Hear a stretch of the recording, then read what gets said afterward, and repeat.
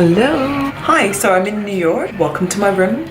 It's the most random layout ever. Seriously, take a look. Lock that.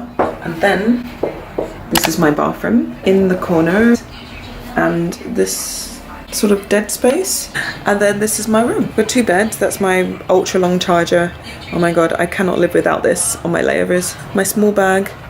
I've got my big bag over there. Really random single wardrobe with another bit of dead space there. Really, I just wanted to say hello. The flight, wow, it was so busy. We were planning to go out and have a drink, but we're also wrecked. We landed a little bit late. It's actually about 11 p.m. at the moment, and we landed about 8:30. As you can imagine, it was quite a long ride to get here and then check into the room. I don't think I'm going to be vlogging in New York because I've already done 2 vlogs. Probably going to be doing a Q&A tomorrow with all the questions that I've kind of collated over several different videos that people sent me, or from Instagram, from YouTube, and I will be answering them for you guys tomorrow. And maybe I'll show you a little bit of New York as well, but I'm definitely not really going to do a full vlog. So yeah, I just wanted to say hello and start the vlog properly because the last couple of ones I haven't. So sorry about that, and I'll see you tomorrow. Hi. What is that? Oh, I went shopping in Sephora. Just to let you guys know, I'm going to be checking out in about 25 minutes. So as promised, I'm going to do the Q&A. Today I didn't really do much. I woke up, I went for breakfast. I had a little walk around. I came back, just watched some TV and then went out for some late lunch dinner. And now it's about 8 o'clock and my checkout is 8:40, but I need to head down really early because the lifts in this hotel, there's like 50 floors, but there's only 2 lifts, so it gets a bit crazy. So I'm just gonna go through some questions and answer a few for you guys. First question is actually from somebody that I know, but I didn't actually realise watched my vlogs. I won't put her name in it yet. Once her channel started, I'll give her a shout out. I need to pick your brain. I want to start a vlog about family days out, but I don't know where to start. I love your videos and wondered what sort of equipment you're using. I have actually answered her privately, but first of all, I didn't know that you watch my videos, so thank you so much for subscribing. I started off using a kind of basic camera. I don't want to be too mean because it was my boyfriend's camera originally that I stole, and it was just a basic point and shoot camera, but it had a really good zoom, and I used that to film any landscape. And initially I was using it to film me, but there was no flip screen, so a lot of the times I wasn't actually in the shot, or I didn't like how I looked, or I was too close, you know, like that. So I started to use my phone, the front camera, which isn't the best quality. I have an iPhone 6, but then at least I could see myself and I felt a bit more confident using that, because I find when you use your iPhone, people don't stare at you so much because they assume you're on FaceTime or something like that. So I started out doing that. Once I started to get a bit more traction on YouTube, I then invested in a newer camera and I actually used my boyfriend's MacBook. I only use iMovie. I don't feel like I actually need any other software. I did try and use Final Cut Pro, but it's a bit too advanced for me, and I like something that's just easy and quick to use, and I'm very familiar with all the hotkeys on iMovie. So those are my kind of like top tips for just starting out. Don't, you know, push yourself too far. Obviously, if you're into photography and videography, you can obviously use equipment that's more comfortable for you. The next question is, can I vlog on the plane or am I not allowed? Now, an interesting question, because there isn't really much in our social media policy apart from that we can promote the company as long as it's positive. I choose not to film in uniform and I choose not to film on board. I don't know, it's a tricky subject because technically I should be on duty, so if I'm getting my camera on board, then it kind of looks like I'm not really doing my job. So I choose to not do that now and just show you guys my layovers. And if you guys have any questions about my company, then I can answer that in detail, or any questions about becoming cabin crew. So the next question I have is, do we have Wi-Fi on board? And if not, when is it going to be introduced?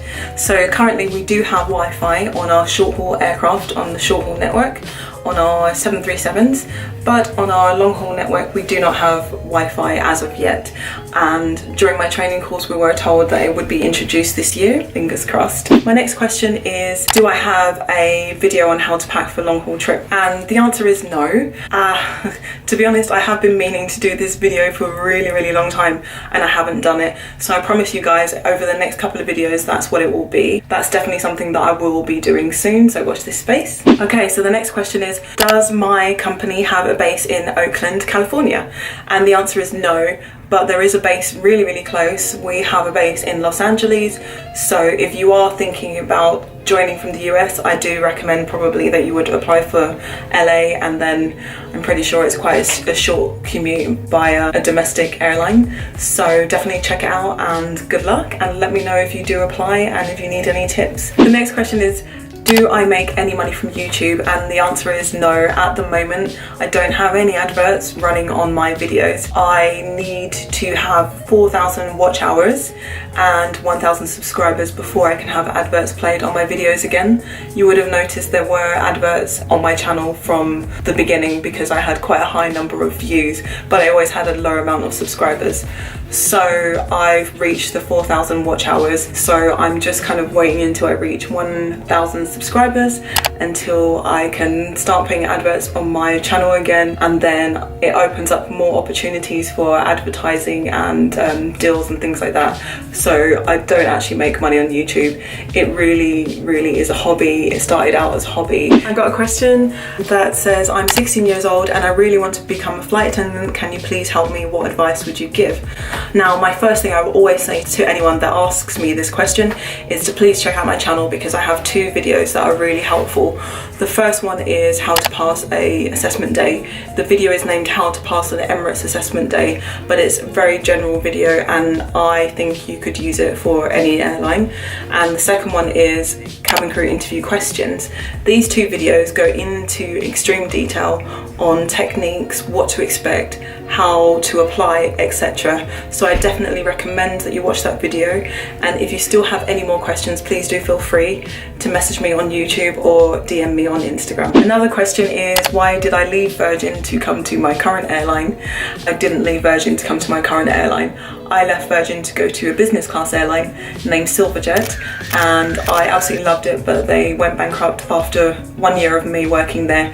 So it was just circumstances that kind of led me to here. So I hope that answers your question. I do recommend working for them. I haven't had any bad experiences. I know a few people were concerned that I left there to come here, but I wish you the best of luck if you've applied and if you've got the job there. Good luck, and I really hope you enjoy it. Another question, I know that you have to do a swim test and it's 200 meters, and the bad news is it's actually 400 meters, which is 8 lengths. I did 8 lengths of a 50-meter swimming pool, which is quite tiring. I did have to practice quite a lot, and I trained with my friend a few weeks in advance, and I was able to do it. I can swim, but I don't have much stamina. I'm not a strong swimmer, so I definitely recommend that you do practice, because you will be expected to do that swim test if you do apply to any of our UK bases. I do know that if you apply in the US, the swim test is slightly different and not as intense, so I hope that's helped you. I've been asked this question by many people, what type of staff travel do I have?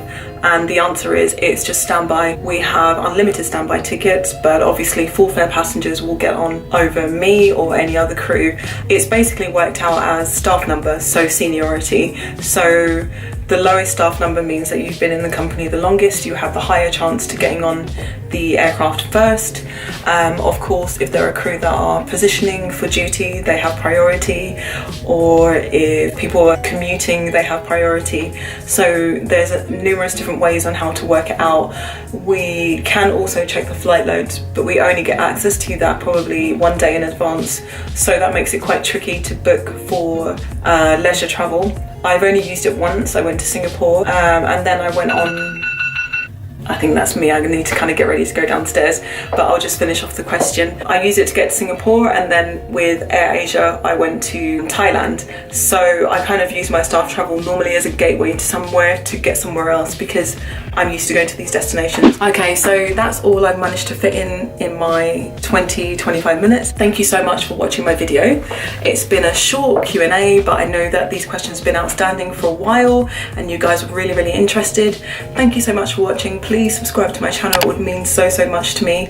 If you've got this far, give it a thumbs up, and I'll see you again on my next one. Bye guys.